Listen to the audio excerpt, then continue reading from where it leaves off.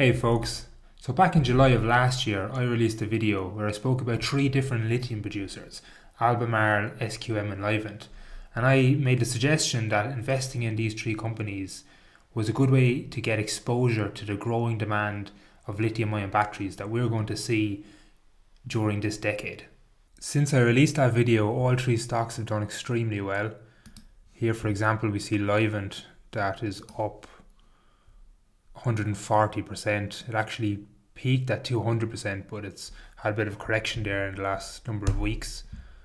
Albemarle then as well is also up significantly. Not quite as much as Livent, but 84%. Again, it's had a little correction recently as well. And then finally SQM also up significantly, around 100%. So now that all these three stocks have increased in value so much, I want to give you an update on my thesis and let you know if I still think this is a good investment case. So in this video I'm going to give you a quick overview of the expected growth in lithium-ion batteries over the next decade. And then we're going to quickly look at the three producers that I looked last time and just give a quick refresher on where they are currently in terms of their business. Finally then I'm going to look at the fundamentals of each of these companies and kind of do a comparative analysis essentially to see which one is a good buy, if any, and which one is my favourite. As always, absolutely none of this is financial advice, it's just my opinion.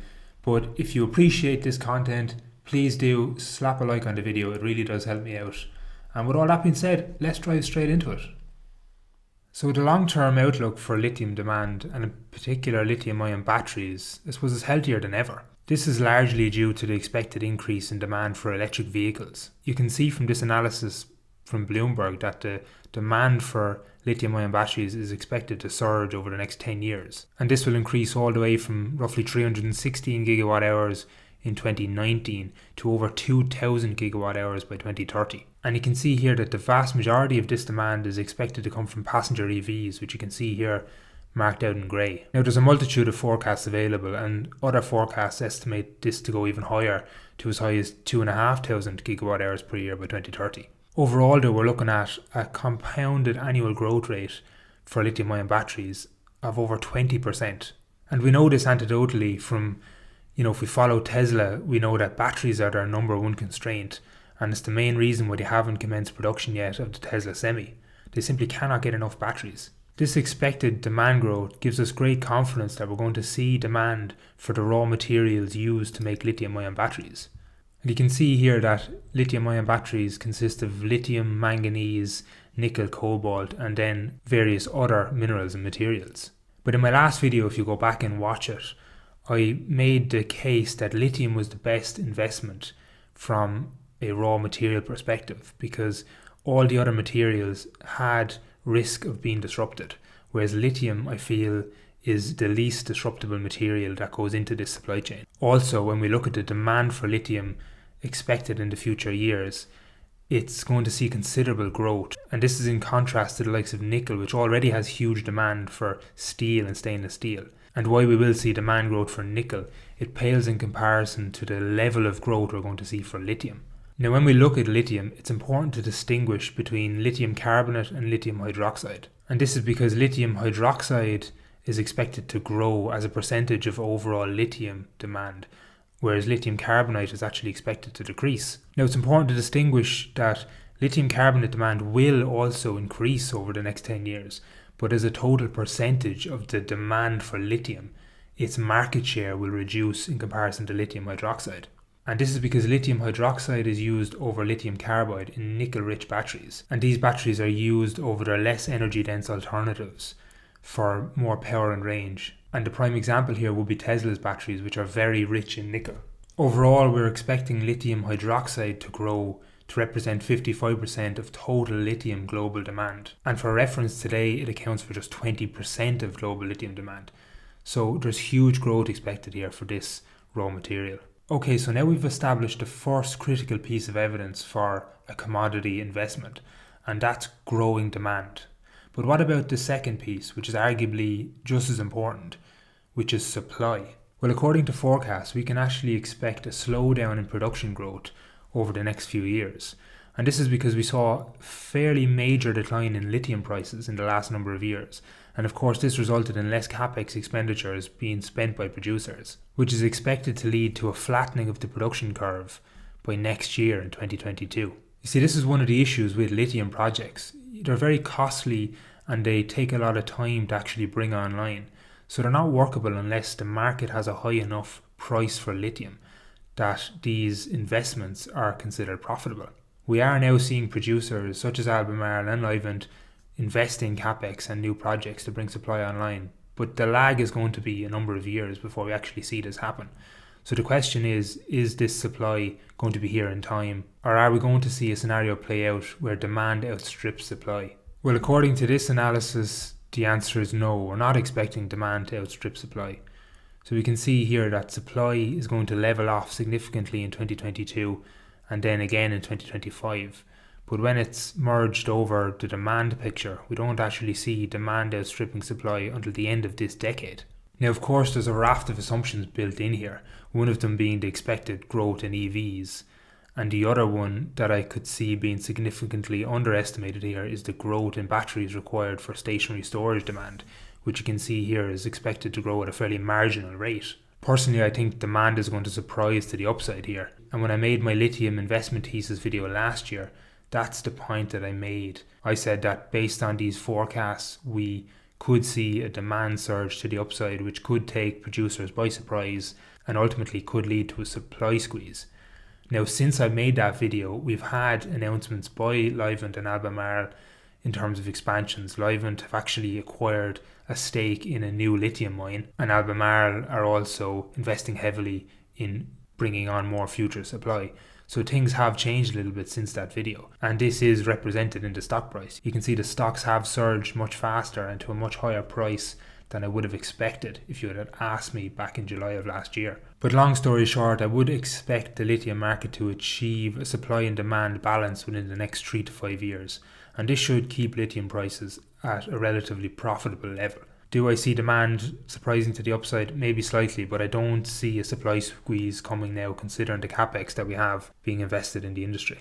Okay, so now that you have some background into lithium and the demand we're expecting over the next decade, let's take another look at the 3 producers I covered last time, and then we'll dive into the fundamentals. Okay, so the first lithium producer I want to look at is a company called Albemarle, and they are arguably the world's largest lithium producer in the world with a nameplate capacity of 85,000 metric tons of lithium carbide equivalent quoted in 2019. As of Q4 2019, you can see that 37% of their revenues came from lithium, and it accounted for 34% of their EBITDA. They also have 2 other business segments, which are catalysts and bromine specialities. These 2 segments do make up a good chunk of EBITDA margin, but they're growing at a much slower rate than lithium. And these chemicals are used in fire extinguishers and in oil refineries. As I mentioned earlier, they are investing heavily in increasing lithium capacity, and they're actually expecting to double their nameplate capacity by the beginning of 2022. Albemarle is an extremely diversified lithium producer as well, and it's got projects in Chile, Australia, USA and Argentina. They're also fully vertically integrated, so they've got the capability of not just producing raw lithium, but also refining it into the production grade material lithium that's needed for batteries. It's worth noting as well that, like the other 2 producers I'll talk about today, Albemarle's business was affected by the pandemic, where we did see a reduction in demand for lithium. Overall, their net sales were reduced by about 11% in 2020 when compared to 2019. And their EBITDA was hit even further with a 25% reduction. Some of this could also be contributed to the lower prices in the lithium market, but predominantly it's due to demand. Okay, so now let's take a look at Livent Corporation. And Livent are roughly the 5th largest producer of lithium in the world. And out of all the 3 companies we want to talk about today, Livent is the only pure lithium producer. And as you'll see as we go through this investor presentation, they're very much marketed as that pure lithium play, that commodity play on the growth of EV. You know, we harness lithium technology to power lives for a cleaner, healthier and more sustainable future. A key beneficiary and enabler of the global growth in electric vehicles. So this is all marketing. I mean, all 3 companies are enablers to the growth in EV, but Livent really market this hard. You can see from this slide they also call out here that 55% of their revenues come from lithium hydroxide. Again, pushing hard here the global EV growth and demand story. I have to say though, the numbers aren't looking too great. You can see here that they produced 288 million in revenues for 2020 versus 388 in 2019. And if we go back to 2018, they actually produced 443 million in revenue. So it's not a great story. I mean, from 2016 through 2018, they saw 29% compound annual growth rate. But then from 2018 to 2020, they saw a decline in revenues. Now, some of this is due to demand weakness and some of it's due to lower lithium prices. But you can see the risks when it comes to investing in commodities. They don't have power over pricing like companies in the tech sector do. No, they're at the beck and call of demand and price. If we look at 2021, they are expecting revenues and EBITDAs to increase up to $335 to $365 million in revenues and 40 to 60 million in EBITDA. As it stands as well, currently Livent only have one source of lithium, and that's from their brine fields in Argentina. So while they are a pure lithium play, in comparison to Albemarle, who you saw were globally diversified in terms of brine and lithium rock deposits from Argentina, Chile, USA, Livent on the other hand only has one source of lithium. So this is a key risk in my opinion. Now, just recently they did make an announcement that they've made a partial acquisition of a company called Nemaska Lithium, which are a struggling Canadian firm that were essentially forced into bankruptcy because this lithium hydroxide project failed to generate sufficient interest from investors after we saw weak demand for the material. And through this deal, Livent secured 25% of all new lithium that comes from Nemaska. Overall, they're expanding as well, as we can see from the acquisition, and they're expected to increase their annual production up to 60,000 tonnes of lithium by 2025. Out of all the stocks we look at today, Livent saw the biggest increase, rallying from just over 6 all the way up to 23, a 272% gain.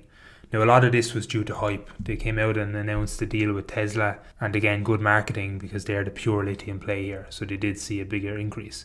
Arguably though, there is more risk built into the stock because of that. You're paying a higher premium for the company, and ultimately they're less diverse as the likes of Albemarle. And these are just some of the reasons why in the last video I suggested that Albemarle was the best long-term investment. And finally, the last company I want to touch on is a company called SQM. And SQM has multiple segments of their business. Lithium and derivatives is just one, but they also do specialty plants, nutrition, iodine and derivatives, potassium and industrial chemicals. And you can see that the lithium segment of their business just makes up 16% of total gross profits. So when it comes to investing in lithium commodity producers, they have a very low percentage of their business actually coming from lithium. So it's probably not the greatest investment unless you're looking at a broad, diversified play. But arguably I'd say Albemarle delivers that better because at least 30% of their revenues comes from lithium. Nevertheless though, while they do have a smaller percentage of their revenues coming from lithium, they're still the number 3 global supplier of lithium and have a total market share of roughly 14%. And if we go back to 2018, we would have saw that this gross profit figure of 16% was actually much higher for lithium. I think it was closer to nearly 60%. So it shows here the advantages of being so diversified. While their gross profit percentage of lithium has decreased due to demand and lithium prices, they were able to manage this through the other core sections of their business. And as such, investing in SQM comes with less risk than Livent. SQM also has projects in Chile and Western Australia. So again, they're quite diversified from a supply perspective. Again, just like the other two suppliers, their business was impacted by the pandemic and lithium prices. And we can see a year-over-year decline in revenues and net income. Okay, so now that we've touched on each of the 3 suppliers, let's take a look at the fundamentals and let's do a bit of a comparative analysis to see which one is a buy, if any. Okay, so here I'm using Seeking Alpha to do a comparative analysis of the fundamentals. So we have Livent Corporation, Albemarle and SQM. We can see in terms of market caps, Livent is a much smaller company with a market cap of just 2.73 billion versus Albemarle's 18 and SQM's 14. If we look at dividends, we can see that the only company currently paying a dividend is Albemarle at a rate of about 1%. And Albemarle has paid a dividend for the last 27 years. So it's a very secure dividend that will hopefully increase into the future. Now, to some people this is a good thing and to some people it's a bad thing. It all depends on what you're investing for. Some people invest for dividends and for the income, and other people want to see that market cap grow over time through reinvestments made by the company to fund its future growth. If we look at the valuations, we can see that the forward P's are quite high. So for next year, Livent has a forward P of 160, Albemarle 44 and SQM 77. If we go out 3 years, we can see that this normalizes slightly with a forward P of 29 for Livent, 24 for Albemarle and 36 for SQM. Now in my book, these are very high P's for these companies. So when I first covered these companies last year, the current P's were roughly around 20 for Albemarle and again much lower for the other two companies as well. Now we see that the forward P's are even higher than what the current P's were back in 2020. Now a lot of this is due to the poor year that they had last year, due to the demand issues and the lithium prices. And what we see here is the market is expecting an increase in lithium prices and demand, hence is paying the higher premium for that future growth. Historically though, these companies, and Albemarle specifically, would have traded for a PE of around 20. So if you buy it today for a PE of 44, in my opinion, you're overpaying for that company. In comparison to the other two though, Albemarle's valuation is the lowest and is much more reasonable compared to Livent specifically, which is trading at a price sales multiple of nearly 10. I mean, Albemarle is trading for half of that. You would have to ask, what's the justification for that? And in my opinion, there really isn't any. If we look at the growth rates, we can see a year-over-year consistent decline for each three companies, but Livent was the worst affected. And again, this is because they're a pure lithium play. So when things go right for lithium, Livent are going to see all that upside. But when things go wrong, they have no other business segments to fall back on and to pick up that slack. EBITDA growth then is an even worse story than the revenue growth, and we're looking at 81% declines in EBITDA for Livent, 20% for Albemarle and 18.5% for SQM. Then when we look at profitability, we can see that the gross profit margins for Livent are 14%, 32% for Albemarle and 28% for SQM. So again, you can see here why last time I said Albemarle was my favourite play. Well diversified, but also enough skin in the game in lithium to enjoy that demand upside if it comes.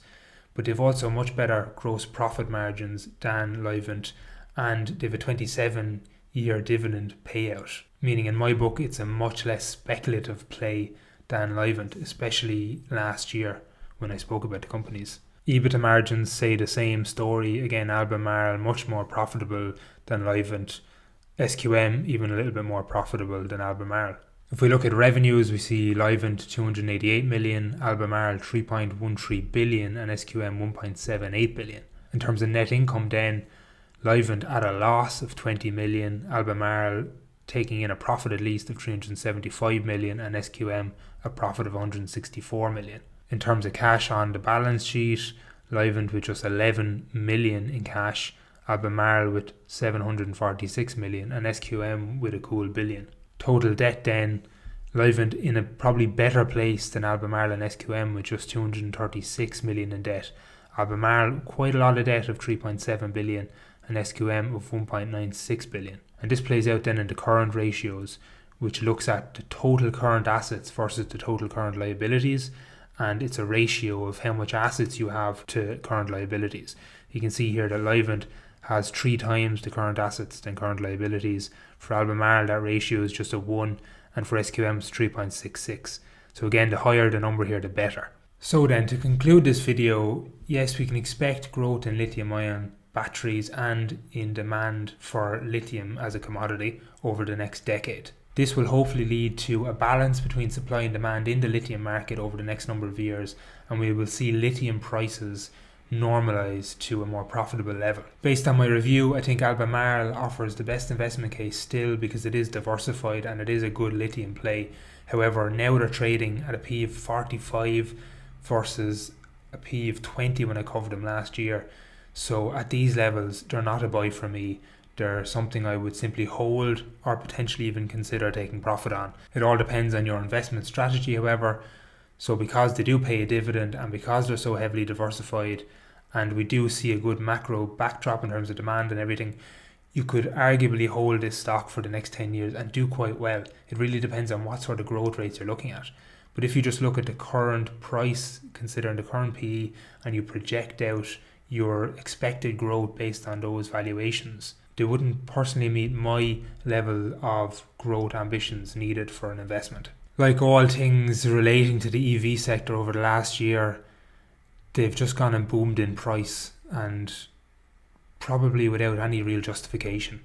We seem to be in a very speculative market, certainly when it comes to specific EV plays, but we're seeing it also in the commodity market, which traditionally is not a good place to be paying premiums for, because as I mentioned, commodity producers, well, they're completely at the beck and call of the price of the commodity which they produce and the supply and demand. This is a very different business to a tech producer that can set prices and ultimately dictate the supply to meet demand very, very closely. So I hope you found this update helpful.